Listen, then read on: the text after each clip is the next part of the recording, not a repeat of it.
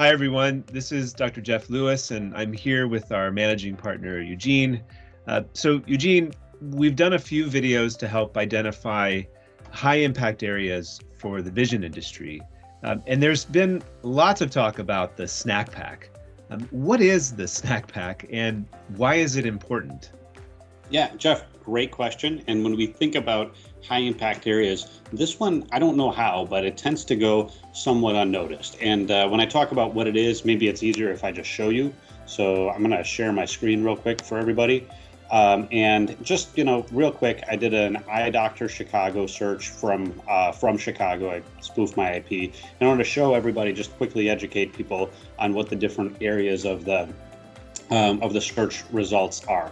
So this right here, where it says ad, that's your standard Google ads. You're paying every single time somebody clicks here, and the data shows that when you have 3 ads in this area, and obviously price ranges, depending on your industry and depending on what you're trying to do, the price can range from $5 a click to $50 a click in some cases, but it does cost money to be here. And data shows us that consumers are spending, maybe 10% of consumers are clicking when you have 3 ads here or interacting with this element. That doesn't mean that they stay on the results. Frequently they click back, but it is an impact area. What I'll show you next is what is called the snack pack. This area right here with the 3 local listings right in front of us, that is the snack pack. It appears one way on desktop devices, it appears a different way on mobile devices, but one thing is true is that it gets a tremendous percentage of interaction and a tremendous percentage of traffic. When we talk about traffic, we're thinking anywhere from 40 to 50% of consumers stop here and actually interact with the listings in the snack pack. So this is what's called the snack pack. And by the way, when we visited Google, we talked to some Google engineers and we kind of asked them why they call it the snack pack. The answer is not clear. I mean, that's just sort of how they started calling it. Some people call it the local pack, but Google refers to it as the snack pack, as do we. So one thing that's also worth noting is that the rest of this stuff is called the organic search result listings. And so, I'm showing here an example of the snack pack, and you can see that there's 2 snack pack results for one company in the city of Chicago. This company happens to be a client, but in the city of Chicago, there's hundreds and hundreds of potential providers that can provide the same service of being an eye doctor in Chicago. But what you're seeing is that there's actually a way to control the snack pack listings, and we can actually provide good content to Google to serve up to its users for snack pack results. And in the same way that you can kind of control the local, the standard organic search results here, you can kind of control what happens in the snack pack. So does that make sense? Is that's what the snack pack is? And I would consider it one of the highest impact areas that's often overlooked because many companies optimize a lot of things about their business, but they're not really looking as closely at the snack pack. That's great. I know we recently had some data come back on this. What's the latest? Yeah, so great question. I think I mentioned one stat, which is that 50% of users do not scroll past the snack pack. That's a big stat. But the other thing that we just did, and this is our performance management department, used our intelligence team to actually gather data across every single one of our clients. And we tried to figure out, do more conversions, the sort of phone calls or website clicks or something, do more conversions, appointment requests come from the snack pack or from the website? And the answer might be a little surprising to everybody, is that typically twice as many conversions come from the snack pack than they do from your website. So I know how much time and energy and money people spend optimizing their website. Again, when I think about high impact areas, consumers and customers and patients are making decisions from the snack pack right there, and you have to be able to optimize for that. Very cool. So how does a practice show up in the snack pack? Yeah, no, great question.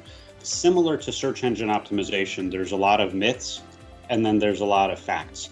And what I'll share right now is that the facts are that some people think, well, it's just proximity to whoever is searching. Some people think, well, it's just the number of, it's just the category that you're listed in under the snack pack listing. And the answer is that there's over 60 different optimization factors that certainly include those things, but you can go into a dashboard in the back end of Google and you can actually set a lot of different preferences, and then you can upload content, you can upload pictures, you can geotag those pictures, you can upload video, you can do Google posts through the snack pack listing that allows you to, again, rank a little bit higher.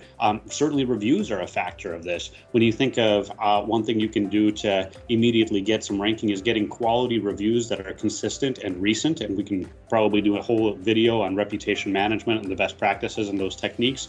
But the other thing that is a huge supporting factor outside of just the factors you can optimize in the snack pack listing or in the Google My Business local listing, you also have the opportunity to optimize all of the properties that support the snack pack. So typically that means that there's about 100 directories that Google looks at to verify, is this a legitimate business? Does it have listings across other directories? Should I list it in my directory? And making sure that those listings are claimed, they're fully optimized, that they're fully filled out, and that they're constantly monitored, because often data gets overridden with another data feed or something like that. So that's your directories. And then also, people often make the mistake of having their snack pack listings take visitors. When you click on the little website button, it takes visitors directly to the homepage. You should never do that. That one technique that you have is you have to have supporting pages for every single snack pack listing, especially if you have multiple locations or multiple doctors in your practice. So basically, you can have marketing vendors or yourself, you can go into the back end of Google to optimize certain things, but it's really kind of this ecosystem that Google references to say, who should I rank in the snack pack and who should I not? So how many snack pack listings should a practice have? Yeah, great question. And I think the biggest mistake that people make is thinking, well, we have one snack pack listing or we have one Google My Business profile for our business, and that's the one that we're sending all the reviews to, that's where we're posting all the pictures to. I had a client come to us once and say, oh, hey, we have some extra Google My Business listings, we'd like to delete or merge those, how do we do that? And we in fact educated them that each Google My Business profile that you have is an opportunity to rank in the snack pack and cast a wider net.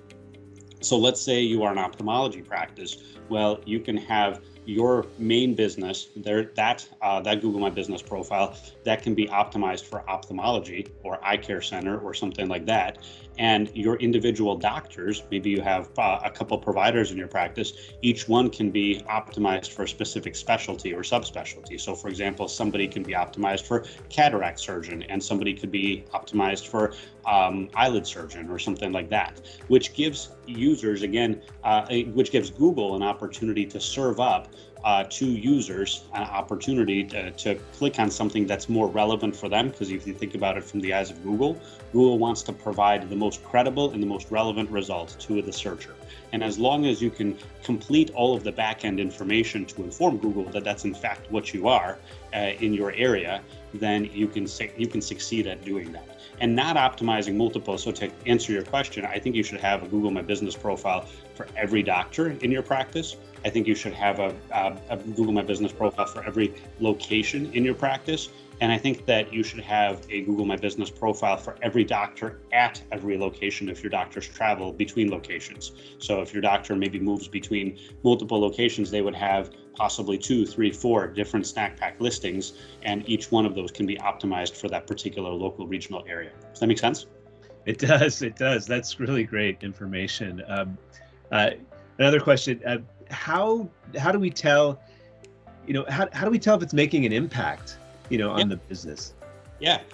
So the thing to watch for, and Google doesn't do a great job of providing you with this data over time, but it does give you can log into the back end of your Google My Business profile, and you can see two things. You can see something called discovery searches, and then everything else. And everything else is direct searches and brand searches and things like that. Discovery searches, direct searches is when somebody is searching for your business by name.